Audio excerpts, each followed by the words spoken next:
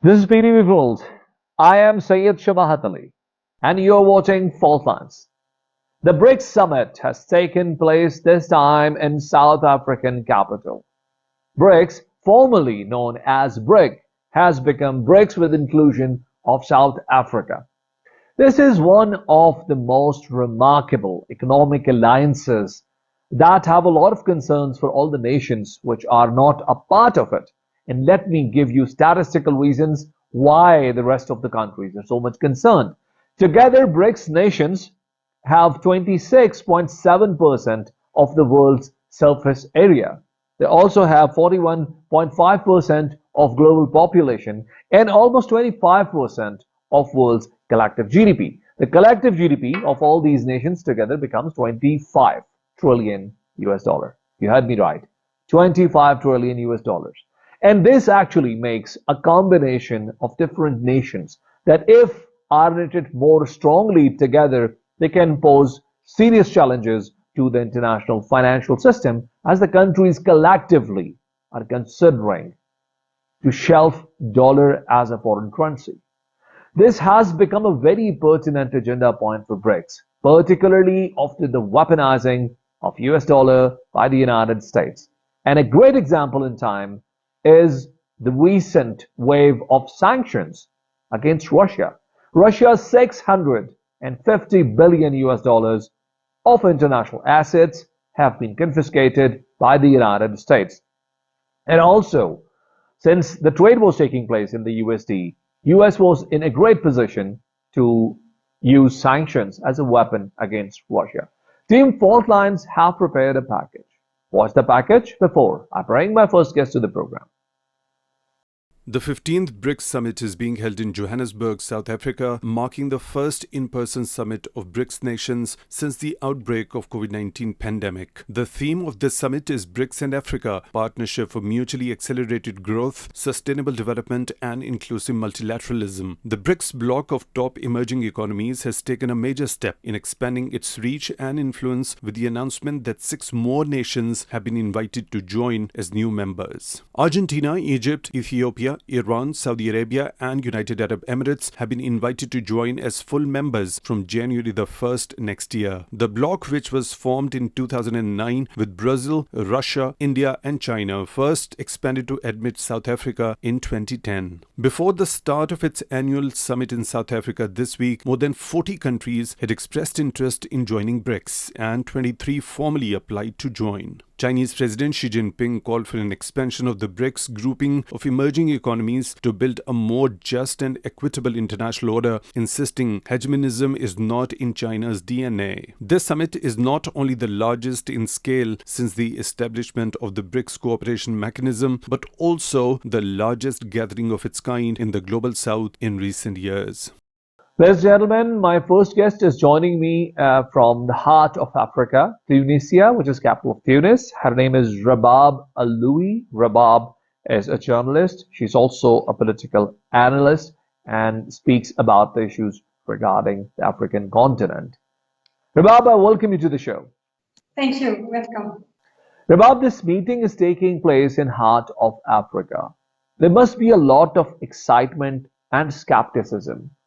How do you see this conference going on in Africa? This 3-day summit is occurring during a challenging period, let's say. This period which is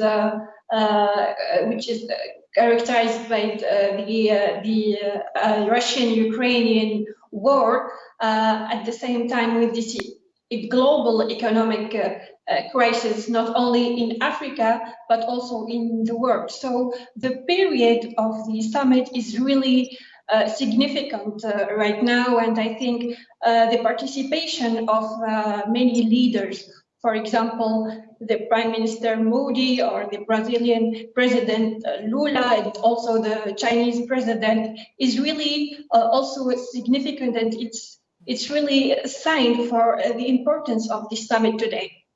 But with South Africa's inclusion, do you believe there is equal level or degree of excitement in other African nations? Well, South Africa that joined the BRIC in 2010 to become BRICS wanted to play a crucial role and a mediator in the African continent. And I think this is also the goal of many other African countries, like, for example, Ethiopia that is joining the BRICS Plus in January 2014. Each African country, I think, are today seeking for alternatives to the US dollars, to the Western. So that's why I think there's a lot of countries, African countries, that showed intention to join the BRICS. For example, Ethiopia, and also we have other countries like Nigeria, Algeria, and Morocco also. But as we heard that only Ethiopia will join the BRICS next year in January 2024. So I think this is not a surprise for me, because many African countries are trying to deliberate from the influence of the Western and of the dollar. So they are trying to find another alternative, another possibilities, another new allies and friends. And BRICS might be this alternative today. Rabab, don't you believe there have been previous attempts and efforts to form economic coalitions to integrate the African interests in the past? A great example here in point would be the efforts made by former dictator of Libya, Colonel Muammar Gaddafi, who actually made a very serious attempt to come up with an African currency based on gold standard. But many other such efforts have not also worked out. So how do you see the current development? Do you believe this is going to write results for the African people? Yes, totally agree. And I think that in theory, many countries are trying to build this new currency, but in practice, I think this is too good to be true. And even if many countries showed intention to de-dollarization or to think about a local currency, new currency, I think at this time, this is quite difficult. But don't you realize that, or don't you agree with me on the fact that with regards to the common currency, there have been more of noise, more of a rhetoric, and very less actions so far have been taken by the member nations. Don't you agree with me on that? I think there is slow, especially with the financial system of the BRICS. For example, the BRICS built the development bank in 2014, but in my opinion, this won't be an alternative, for example, to the World Bank or the EMF. That's why I think in this case it will take time and more negotiations, maybe more financial and more political intention, because there is no real commitment today. Rabab, don't you think that Africa is becoming a more attractive corner, a more attractive place for countries like Russia and China, as their footprint are increasingly becoming heavier in the continent? And with BRICS coming to Africa, this process may just become faster. Exactly. Well, China and Russia are really trying to influence, to take advantage of the political crisis in some countries, like in Niger, in Burkina Faso, and Mali. They are trying to take advantage of this to put more influence on these countries, not only on this country, but in other countries globally. But this thing, I think this thing won't be like a success for them, because there is a lot of competition in the African countries. And for example, a country like India won't step out to let the leadership of China and Russia in the BRICS. Right now, China is around 70% of GDP in the BRICS, but this won't make her the leader of the BRICS. There is a lot of competition in the BRICS between countries. You have, on one hand, China and Russia, who are, let's say, the enemy of the Western states. And on the other hand, you have, for example, India and Brazil, who are trying to be like neutral and don't accept this hostile, this image to the West. So yes, there is a tentative to influence the African countries and to be stronger in the African continent. But I think it will be hard for them to put this in an action, because there is a lot of competition between let's say, major countries in Africa, and also from India and South Africa. And there are some nations who have stark differences with each other. For example, the problems between India and China, two neighboring countries that even have had military skirmishes. Also, the fact that India is a member of Quad alliance that has been orchestrated, that has been formed, that has been engineered against China by the United States. So, will it not affect the effectivity or the efficiency of BRICS as an organization? I think for the success of the BRICS, they need to be together. BRICS won't be successful if these countries aren't aligned together. As I told you, for example, China is today 70% of GDP of the BRICS, which make her theoretically the leader of the BRICS. This thing won't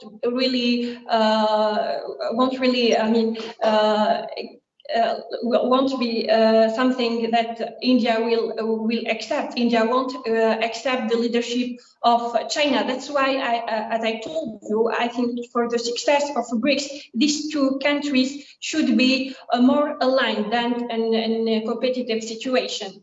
When we talk about South Africa, it's a country which is more known for the earthly minerals, for the natural resources, not actually for industry or anything that uh, make it an economy at par with other members of BRICS. What do you think South Africa can bring on table for the BRICS members? Well, first of all, South Africa's economy is around 400 billion dollars GDP. So this country is really growing. It's the third largest country in the African continent. This country is trying to play a mediator role, let's say. It's not like Russia or China that are expressing their hostility to the Western, or this is not the case in South Africa. That's why they are trying to be in the middle and be more neutral. They are calling for more integrity, for more inclusivity, but at the same time, they are trying to be more neutral when it comes to political and economic affairs of the other countries. So I would say that the role is like a mediator between the other countries, not the case of the China or Russia politics. And the other African nations that are so excited to become member, they have submitted their formal application as well. What do you think is in their mind? What would they want to achieve out of the BRICS alliance? What are their expectations at large?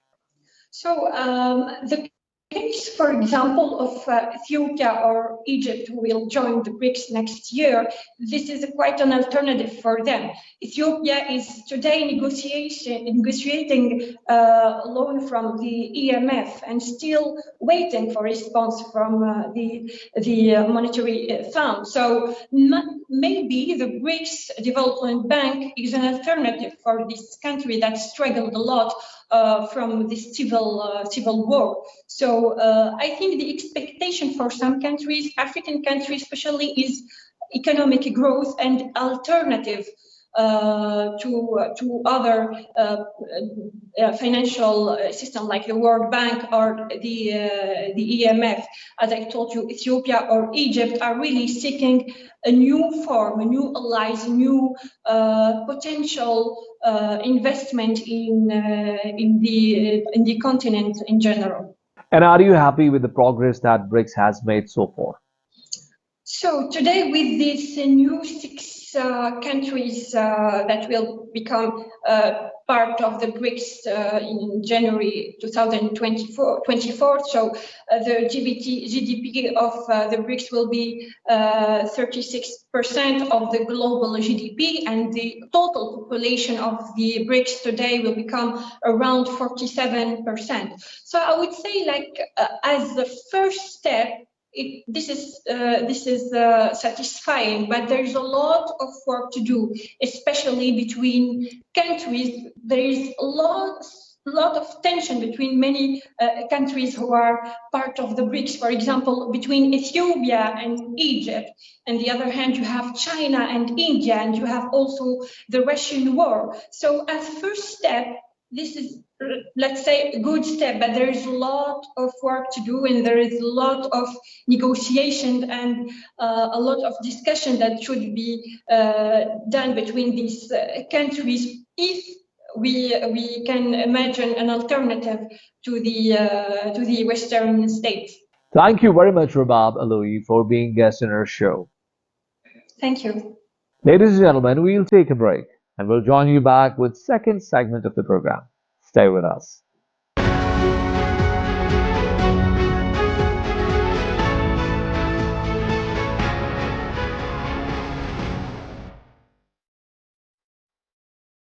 Ladies and gentlemen, welcome back to the show. The second topic of our today's program that we are going to cover in this segment is the recent meeting at Camp David involving three sides, which was United States, Japan, and Korea. Why this is such a significant event, I will give you two reasons for it. First and foremost is that the two countries do not enjoy a good diplomatic relationship with each other. They have rather a very bad history of the bilateral relationship, primarily because of the reason that Korea has remained a colony of Japan. And Korea does not have very pleasant memories of that colonial age. Also, the second reason is that with China's influence rising in this region, United States is shoring up new alliances, one after another. We already have seen Quad as an alliance, as a security alliance, and also AUKUS. And in presence of these two alliances, it's another alliance, it's another meeting, something again going to shape up as a security arrangement between the three sides, which is Japan, South Korea, and the United States. Is it only to curtail China? Is it only going to work out the threat that North Korea poses to these countries, or does the United States have different reasons for it? To speak about all these areas, I have invited an expert from the United States. His name is Dr. Carlton Feller, pardon my pronunciations, professor at University of Akron. He's an expert in the domain of security policy, political violence, and political psychology. Dr. Carl, I welcome you to the show. Thank you for having me. Dr. Carl, the United States is shoring up alliances one after another, and we are seeing the almost formation, the almost creation of yet another security alliance. Are these political stunts, or do you see any meaning or meat in that? It's not an alliance yet, that's for sure. It's not, as some people refer to it, as a Pacific NATO. It's not even close to that. The joint statement that came out of the meeting indicates that it's not anything too profound, but it's not simply optics either. This meeting had several different things driving it. One was it was very important to the United States to have Japan and Korea having a good relationship with each other. It's considered very important for America's not just national security interests, but also its economic interests, diplomatic interests, to have two very important allies cooperating with each other and not being antagonistic with each other. Another thing driving this, which is more related to national security, is the perceived threat from North Korea. As North Korea seems to be getting more and more aggressive over time, not less aggressive over time, it's considered important for the United States that Japan and South Korea are on the same page, and that there's kind of a united front between the United States, Japan, South Korea against perceived North Korean aggressive behavior. And really, the point of it is to deter North Korea, from taking more provocative steps with the development of these weapons programs and testing them. And even more importantly, although it's a less likely outcome, to deter any potential North Korean actual physical attack on these allies. And then the third thing that's driving this is an attempt to appear on the same page, so to speak, a united front vis-a-vis China, particularly towards the issue of Taiwan. So all three countries come to the issue of Taiwan saying the same thing, that they want any kind of issue related to Taiwan resolved peacefully, and that they're committed to that.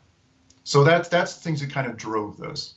While I agree with you that the summit was not specifically about China, but as the official handout has been received, it very clearly mentions that there were two major objectives. One was to counter China's economic coercions, and the other was North Korea's nuclear threat, to deter North Korea's nuclear threat. The North Korea's nuclear threat is understandable, but what economic coercion has China caused? Is it China that is sanctioning other countries, or is it the United States which is continuously in a trade war against China? One's perspective is obviously really important here. So from the US perspective, and I'm not speaking in any way, shape, or form as someone that's representing the US view, I'm just kind of telling you what I think the US view is on this. The US government and Biden administration specifically, the view is that China uses leverage to try to get more cooperative or less hostile behavior from countries in its region. And so you can call this leverage or you can call it coercion. To a certain degree, it's a semantic difference. But China does use leverage. The United States also uses leverage, economic leverage, to try to accomplish the goals that it wants. And China may call those measures that the United States employs coercion.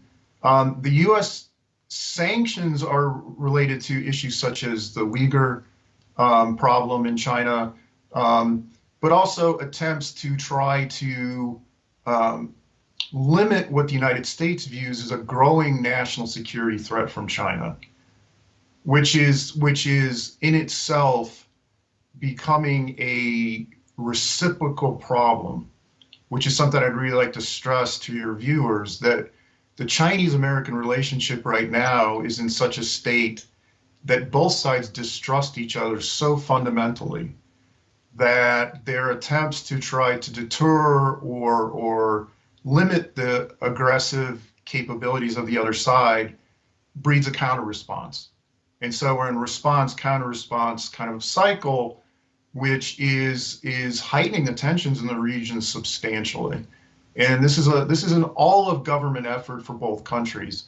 It's military, it's economic, it's diplomatic. It's really akin to, I know this gets overused, but a new Cold War. But Chinese perspective might be different on that, Dr. Call. Chinese might say that you have Quad in the region, a security alliance specifically tailored to increase the concerns of China, and then you have AUKUS, another alliance that only is intended to increase problems for China in the region. So how would you counter that narrative from China? So I can certainly understand how that can be the Chinese perspective, that the United States is building alliances in the region. The United States clearly has a focus on getting more troops in the area, getting more naval vessels in the area, getting more aircraft in the area, not just numbers, but also improved quality of those things. From a Chinese perspective, that could definitely look threatening. From an American perspective, it's all about deterrence. And I can tell you in the United States right now, the word that gets used the most when it comes to China is deterrence. That these are all efforts to deter the Chinese from trying to change the status quo in the Pacific region through force. And be that the status of Taiwan, or the status of the South China Sea. So that if China tries to militarily establish presence in areas which are disputed, and there are several areas in the South China Sea which are disputed, but if China takes aggressive military action to enforce some of its claims, that would be viewed by the United States and the other countries in the region as a major change of the status quo by force of arms. So the United States government, and I take them at their word for this because I hear this all the time. I don't think this is just smoke and mirrors. They're trying to deter China, build up enough force in the region that China doesn't try to change the status quo, like I said, militarily. But from a Chinese perspective, I can understand how that looks threatening. So this is what we call in international relations scholarship a security dilemma, where I don't trust you, so I arm myself. Because I'm armed, you look at me as threatening. And so we're in an arms race. We keep arming ourselves because we fear each other. Pretty soon, do you ask the question, do I need to attack you before you're armed better than me and I can't win? This is the big fear between the US and China now, is that, does one side view that it has to take action, or it's such a disadvantage into the future it can't do anything? But while all of this is building up to be a military muscle exercise, do you actually believe, Dr. Gall, as an expert of the subject, that the two countries can afford to fight militarily with each other? Is it not actually insane to think on these lines? A war, even a limited war between the United States and China in the Pacific, would be catastrophic. And I'm not exaggerating when I use that language. It would be catastrophic. There have been many war games that have been conducted in the open source, so they're not classified or anything like that. For example, the Center for Strategic and International Studies in the United States, a very well-regarded think tank, did a 24 war game scenarios with the United States and China fighting over Taiwan, and all of those scenarios were catastrophic. There's no way this ends, with a few casualties and minor economic damage. A war would be damaging to not only China and the United States, but everybody in the region, and probably the whole world would suffer as a consequence. So I think from the perspective of the American government and the perspective of the Chinese government and the regional governments, they're all trying to limit the possibility of war. But the question is, okay, if you try to limit the possibility of war, how do you do that effectively? Do you do that by making the cost of war prohibitively high? Or do you do that through engagement, diplomatic talks, that kind of thing? And unfortunately, I think both the American government and the Chinese government have reached the conclusion that diplomatic engagement hasn't worked. And so both are depending on really having such military power concentrated in the region that neither side would risk going against the others. But it's a volatile, dangerous situation. And there are some countries that are benefiting from both the sides. While China and the United States both are shoring up alliances against each other, a great example can be of India, that on one end is a member of Quad, and on the other end is a member of BRICS. These are perhaps two things that are very contrary in nature, that have a conflict of interest, I would say. So don't you think countries like India are trying to milk both the cows at the same time and not being beneficial for either? So first of all, what I would say is that BRICS, while it gets a lot of attention, it looks like it's an important grouping of countries. It's really not that meaningful in terms of what actually comes out of the meetings between the leaders of the countries that are part of BRICS.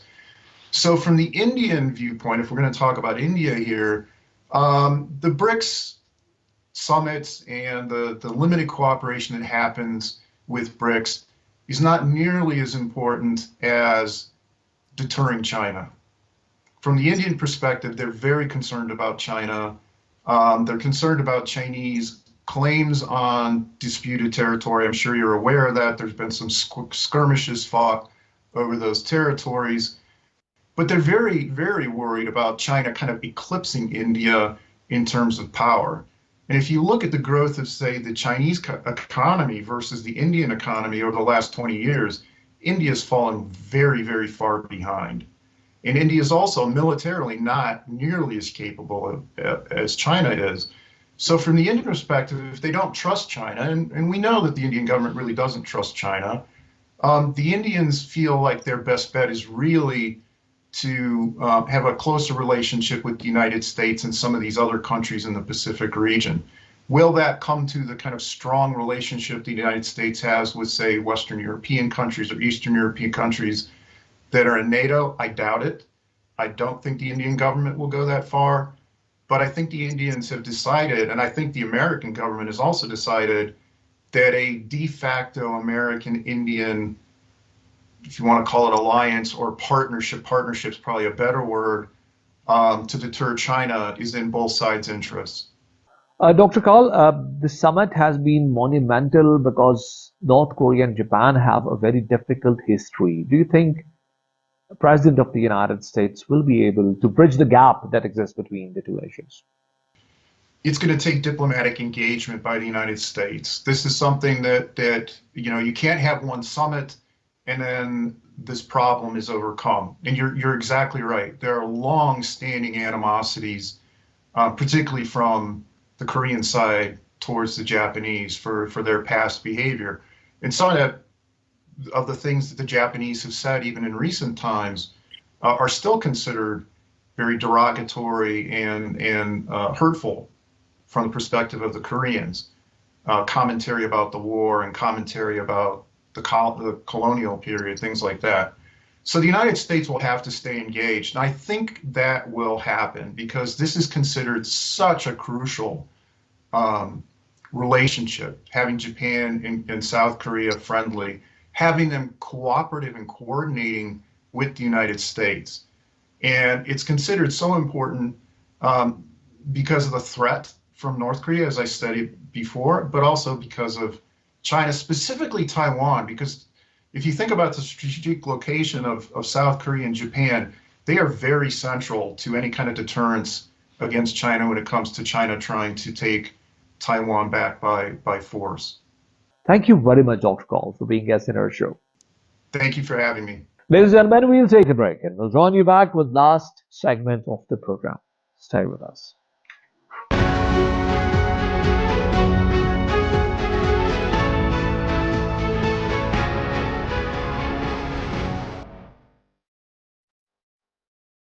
Welcome back, ladies and gentlemen. The last segment of the program brings you a very interesting topic, and that is ECOWAS. For most of the viewers of this show, ECOWAS perhaps will be a different word because we do not hear a lot about the problems pertaining to the African continent. ECOWAS is an organization, it's Economic Community of West African States. It's an alliance that all these countries have created primarily because they wanted to economically and militarily integrate their interest. It was created back in 1975 on 28th of May in the city of Lagos.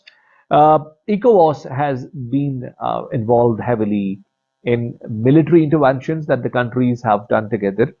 But at the moment, it's very interesting that ECOWAS has given a military threat, have given a threat of military intervention to one of its own member nations. And the member nation is Niger, a country where recently military has taken control, throwing out the president who was elected after an electoral process into the jail. This becomes also very interesting because there are many other African countries that are on the same trajectory of military coups. To talk about the subject, I have invited an expert from London. Her name is Aman Bizri. Aman is a political risk analyst and a journalist covering the Sahel region. She's particularly focused on the political groups in Niger, Mali, and Burkina Faso. Aman, I welcome you to the show. Hello, Syed. Thank you so much for having me. Aman, we have done a couple of shows on this subject of Niger's coup and the interventions in the Sahel region. So instead of getting into the background of it, I would ask you a very specific question. Tell me, what would Niger's leadership do, particularly when ECOWAS has made it very clear what their intentions are? So exactly, the coup leaders that conducted their coup on 26th of July and still hold Mohamed Bazoum, the president of Niger, as a detainee, have announced their 3-year long transitional plan to go back to constitutional order and democracy. However, ECOWAS, which is a regional organization led by 15 African countries, have decided that this plan was provocative because it was deemed too slow, and they were not happy with the timeline. So we have to understand that yes, ECOWAS now have refused that plan, but that's normal in this scenario, because if we look at similar scenarios, for example, from Mali and Burkina Faso, where the coup leaders back in 2020 and 2021 have provided their plan, and ECOWAS also refused it because it was deemed too long and too slow for the return to democracy. So it's normal at this stage to have that kind of back and forth between ECOWAS and military coups. We have to keep in mind that even if the coup leaders provide a different plan of 18 months, this is what the analysts, what the media sources are talking about, and a plan of 18 months, the ECOWAS will also push back, because the plan, what ECOWAS wants is to reinstate Mohamed Bazoum as president, bring back democratic rule and constitutional law, and not to lose Niger as an important ally for the West, and also for the African countries that have taken a step back from the bloc of Mali, Burkina Faso, and Guinea. But it's very hard for us to understand, Ms. Aman, why a coalition would be militarily interfering into a member country. It's unheard of. We have alliances like NATO, we have alliances like many others. In none of the cases they would have militarily intervened in a member nation. So how do they do that? How do they justify it? So ECOWAS has a history of interfering, or not interfering, of providing help to African countries in distress. So they have the ECOWAS, although it's an economic and political organization, it has a military force that is ready to intervene and conduct action when it's needed. And this has happened before. So when ECOWAS is now talking about possible intervention in Niger, this would not be, there's no novelty in here. ECOWAS have done that before. They have intervened in Liberia, for example, back in the 90s to end the civil war there.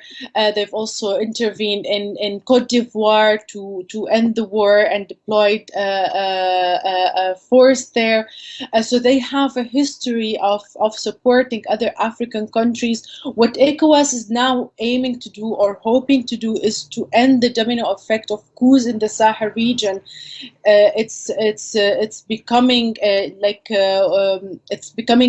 too many coups in very short period, and so many other sub-Saharan African countries are also in danger. So that's why we see countries like Senegal and Cote d'Ivoire are pushing for ECOWAS's intervention in Niger, fearing that this domino effect would reach them, and would, if in the case that happens, that would further destabilize the country, the region in general, and allow violent extremist organizations to operate more freely in this area. So ECOWAS has a history of doing similar military action, and actually have the power. We have to look now at who is leading ECOWAS. So Nigeria at the moment is leading the ECOWAS, the efforts of ECOWAS, and will probably be leading on any military intervention in Niger. And as we know, Niger's army is very weak, while ECOWAS, specifically Nigeria, that will be leading that military intervention, has a very well-equipped and well-trained troops that could conduct a very quick and effective operation if needed. And after announcement of this D-Day by ECOWAS, will a political solution be viable, or do you only see coercion to be the last option? Do you see any chances of diplomacy taking a lead at this stage? The diplomatic solution will always be on the table, but also the ECOWAS has to always waive with the military option and has to threat with the military option, because ECOWAS has a history of engaging in endless discussions with coup leaders, like what happened in Mali and later Burkina Faso, which led to no substantial results. So while there is still space for diplomatic resolution, ECOWAS needs to also say that this organization, ECOWAS itself, still has a way in saying, in taking controls into hand, and we have to remember that when the Nigerian president came to his role as a chairperson of ECOWAS, he promised that no more coups will occur, and he promised that ECOWAS will not be a toothless bulldog. So he's facing a personal challenge now, if we think of it. But the diplomatic diplomatic discussions could lead somewhere, but that depends on the pressure that will be put on the coup leaders by the civil society delegations that are being sent to Niamey every now and then. And what exactly would this ECOWAS intervention look like? Do you see an all-out war where thousands of soldiers with their weapons are entering the country and trying to uproot the military leadership? So ECOWAS impose sanctions, and that's normally the first thing they do. If we look at similar cases, again, from Mali and Burkina Faso, where the first step would be to impose sanctions on the coup leaders and the country. But the military intervention, the specificities of the military interventions are not available at the moment, but from what I think it will happen is that it will be a quick military operation that will not involve deployment on the ground. We have to bear in mind that the coup leaders are still holding Mohamed Bazoum as detainee, so there is a risk that any military intervention would probably put a risk on his life. We have seen now Côte d'Ivoire and Senegal offering troops, almost, and obviously Nigeria, which, if we can put it in number, it will probably round up to less than 20,000 or troops, while the whole army of Niger is 20,000 strong. So it will be probably a quick operation. No deployment on the ground will happen. Airstrikes are very risky because of Mohamed Bazoum still remaining in Niamey, in the capital. There's also been some military movement in Niger, probably as a response or potential for the potential military intervention from the side of ECOWAS. We have seen Mali and Burkina Faso saying that they will stand against ECOWAS and support the coup leaders in Niger. So any military intervention that will last for longer than expected or longer than it should be, will probably end up in a regional war that involves Mali, Niger, Burkina Faso on one side, and then ECOWAS, some of ECOWAS countries on the other side, led by Nigeria. We have to also keep in mind that France is pushing for the military intervention. And want that because Niger is the last ally for France in the Sahel region.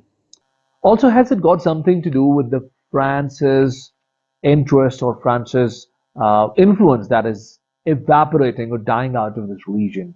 Last example was the coup in Niger, where the sitting government was in favor of France's interests in the region. So absolutely, France is contemplating in a very difficult position at this moment and doesn't have a lot of options to contemplate. Niger was a very important and strategic ally. Operation the counterterrorism Operation Barkhane was conducting a joint CT operation with Niger forces in the tri-border area between Mali, Burkina Faso, and Niger. These operations were substantial and important to eliminate the expansion of operations of IS militants and Al-Qaeda. So France sees Niger as the last ally for it in the Sahel region. But we have to remember that even if France decides to withdraw, or it's pushed to withdraw from Niger, they still have one of their biggest camps in Chad, so that most of these forces will likely be deployed to Chad until further notice. Do you think Nigeria's Islamic clerics that have promised to intervene into the problem can be effective by any chance?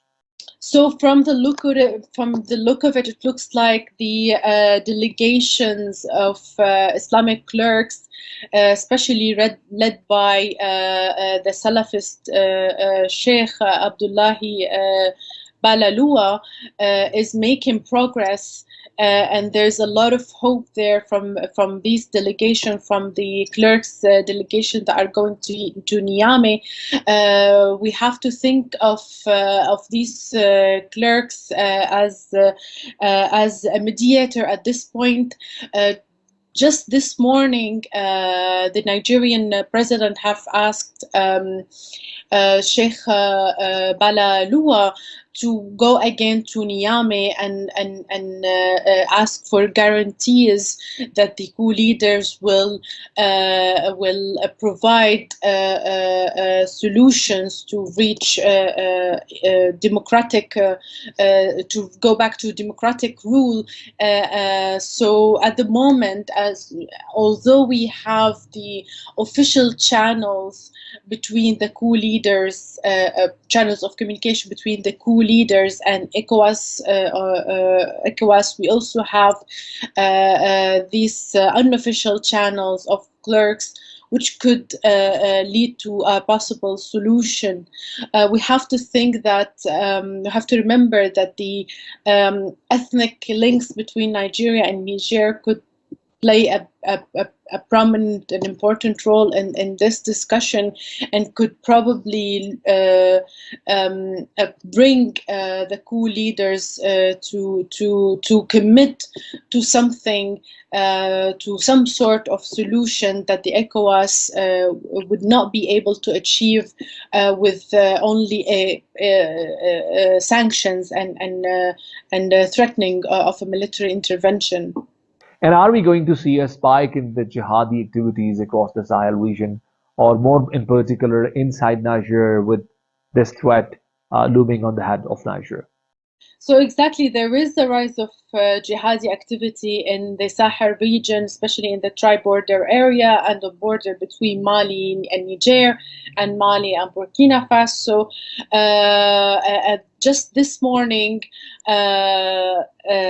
IS newsletter Al-Naba issued an article talking about an expansion of its governance entities in Menaka region on border with Niger. However, I know there's a lot of discussion around a spike of activity in Niger itself, but I think it is still too early to say if there is an actual spike in activity. We have to remember that IS militants have been active in Niger for quite some time, and they constantly conduct attacks. But in the future, in the case that there is a power vacuum in this country, in the case that the forces of Niger will not be able to conduct supported CT operations from the French and the US, probably these jihadis will expand their operations, and probably they will take over parts of Niger, like they have done with Burkina Faso. So in Burkina Faso today, almost 40% of the country is outside of the state's control. That is not to say that these jihadist groups have complete power over these areas, but they have influence there, and they conduct operation more freely. So they will eventually, so to go back to Niger, the jihadi groups in this country will eventually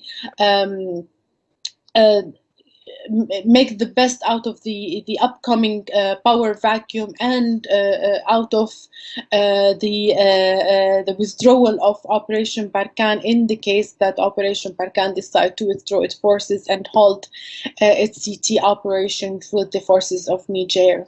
Thank you very much, Aman Bizri, for being guest in our show. Thank you, no problem. Ladies and gentlemen, the problems of Niger will keep reminding the world that the democratic institutions need to be strengthened up. Democracy, perhaps, is the only panacea to all the political woes of these countries. We'll join you next week with another program. And until then, Allah Hafiz.